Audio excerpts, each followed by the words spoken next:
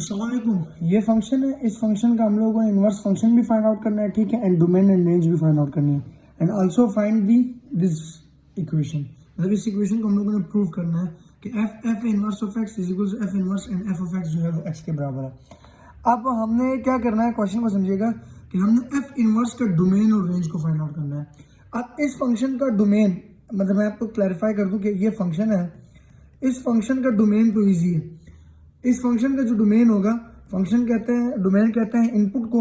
हम यहाँ पे कुछ भी पुट करें हमारा आंसर आ सकता है, तो हमारा डोमेन माइनस इन्फिनिटी से इन्फिनिटी हो सकता है। मतलब डोमेन को मैं लिख सकता हूँ माइनस इन्फिनिटी इन्फिनिटी, या मैं लिख सकता हूँ ऑल रियल नंबर। एक चीज, दूसरा मैं इसकी अगर रेंज लिखूं तो इसका आंसर कुछ भी आ सकता है। यहाँ मैं माइनस इन्फिनिटी से इन्फिनिटी नंबर पुट करूंगा तो उसमें 3+ हो, तो मेरा आंसर जो है माइनस इन्फिनिटी से इन्फिनिटी तक आ सकता है, ठीक है।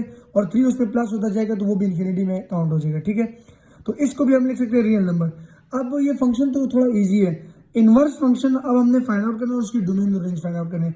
लेकिन अगर आपके पास ऑब्जेक्टिव है और आपको आज सवाल है कि आपने इनवर्स फंक्शन का डोमेन और रेंज मालूम करना है, तो कॉन्सेप्ट समझ लीजिएगा कि सिंपल फंक्शन का जो डोमेन होगा वो इनवर्स का रेंज होगा, ठीक हो गया। वो इनवर्स का क्या होगा, रेंज।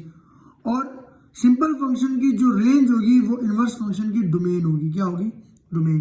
कॉन्सेप्ट आप लोगों को क्लियर हो गया कि सिंपल फंक्शन की जो डोमेन है वो इनवर्स की रेंज है, और सिंपल फंक्शन की रेंज इनवर्स फंक्शन की डोमेन है। Concept clear. अब हम आते हैं इस प्रूफ की तरफ, ये प्रूफ कैसे करते हैं, और हमने ये चीज भी फाइंड आउट करनी है। अब हमारे पास फंक्शन जो है, मैं दोबारा लिख लेता हूँ, वो है 2x+3। हमने क्या फाइंड आउट करना है जी, हमने एफ ऑफ एक्स का होल इनवर्स फाइंड आउट करना है। तो सबसे पहले स्टूडेंट्स आपने एक बात याद रखनी है कि आपका y जो है वो एफ ऑफ एक्स के बराबर है, क्योंकि ये डमी वेरिएबल्स होते हैं, तो y is equal to f of x कर लेना है। अब हम लोगों ने y इसकी जगह एफ ऑफ एक्स की जगह y को पुट किया, 2x+3 आ गया, तो y -3 is equal to 2x आ गया। y -3 मतलब 3 इधर प्लस और इधर के माइनस हो गया, तो ये 2x आ गया, ठीक है। अब यहाँ से हम लोगों ने, चूंकि यहाँ पे ये फंक्शन y के बराबर है, अब हमने इस फंक्शन को किसके बराबर कर देना, x के बराबर। तो y -3 divided by 2 is equal to x, तो ये x का एक आंसर आ गया, x का क्या आ गया, आंसर। अब इसके बाद हम लोगों ने क्या करना है, हमने ये जो चीज पढ़ी है y is equal to f of x, इससे हम लोगों ने सीखना है कि y is equal to f of x.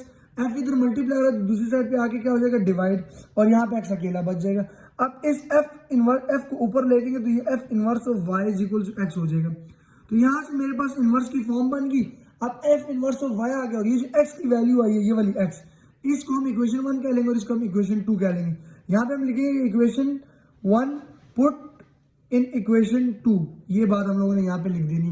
अब इक्वेशन 1 की जो वैल्यू है वो x की जगह पुट करेंगे, तो F inverse of y is equal to x की जगह हमारे पास आ जाएगा y -3 डिवाइड बाई 2, ठीक है। अब हमारे पास पूरी की पूरी इक्वेशन y की फॉर्म में होगी, तो हम लोगों ने रिप्लेस कर देना है किस चीज को, y को x के बराबर रिप्लेस कर देना है। तो y को जब x के बराबर रिप्लेस करेंगे तो F inverse of x is equal to x -3 divided by 2 आ जाएगा। क्या आ जाएगा, अब ये एफ इनवर्स की वैल्यू आ गई, क्या आ गई, एफ इनवर्स। अब चूंकि हम लोगों ने यहाँ पे इनवर्स फंक्शन की डोमेन और रेंज मालूम करनी है, और ये इनवर्स फंक्शन आया, तो ये इनवर्स फंक्शन मैं यहाँ पे लिखता हूँ कि F of X inverse is equals to क्या फंक्शन है, x -3 डिवाइडेड बाई 2। तो इसके अगर हम डोमेन लिखें तो डोमेन इसकी क्या होगी, माइनस इन्फिनिटी से इन्फिनिटी, मतलब हम कुछ भी पुट कर सकते हैं, और रेंज इसकी क्या होगी, वो भी माइनस इन्फिनिटी से इन्फिनिटी होगी, ठीक हो गया, ये चीज है। तो मतलब अगर आपने ऑब्जेक्टिव है सिंपल फंक्शन और आपको सिंपल फंक्शन का डोमेन और रेंज के, तो वो एक कॉन्सेप्ट है। और दूसरा कॉन्सेप्ट ये है कि आप इस तरीके से इनवर्स फंक्शन फाइंड आउट कर सकते हैं कि हमने सिंपल फंक्शन को y एफ एक्स के बराबर रखा और सारा उसको सिंप्लीफाई किया।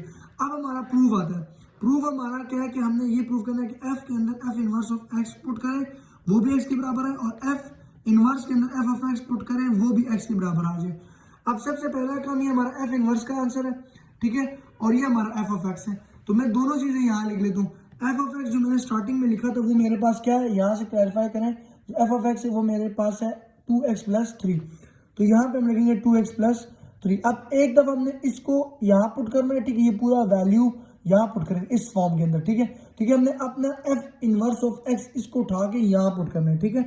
तो हम यहाँ इस फॉर्म में क्या करेंगे, एफ इनवर्स ऑफ एक्स, ठीक है। तो इसके लिए हमारे पास क्या होगा कि एफ इनवर्स की वैल्यू एक्स के अंदर आ जाएगी, तो 2x की जगह आ जाएगा हमारे पास x -3 डिवाइड बाई 2, ठीक है।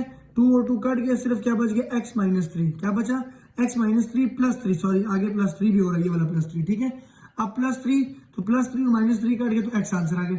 तो मतलब f और f इनवर्स का आंसर क्या आ रहा है, x आ रहा है, और हमने लाना भी क्या था, x। अब हमने करना f इनवर्स के अंदर f ऑफ x पुट करना है, मतलब इस इनवर्स की x की जगह ये पूरा का पूरा वैल्यू पुट करना है। अब f इनवर्स की जगह वैल्यू पुट करेंगे तो यहाँ x की जगह वैल्यू आएगी 2x + 3 -3 डिवाइडेड बाई 2, -3 + 3 कट गया, 2x डिवाइडेड बाई 2 बच गया, 2 कट गया, सिर्फ x आ गया। तो आप देख सकते हैं कि x और x बराबर आ गए। तो हम कह सकते हैं कि x = x, और ये भी प्रूव है कि f inverse of x = f inverse f of x and = x। तो ये प्रूव हो गया, ठीक है। तो ये एक छोटा सा कॉन्सेप्ट आई होप समझ आ चुकी होगी। सब्सक्राइब कर दें, शुक्रिया, अल्लाह हाफिज।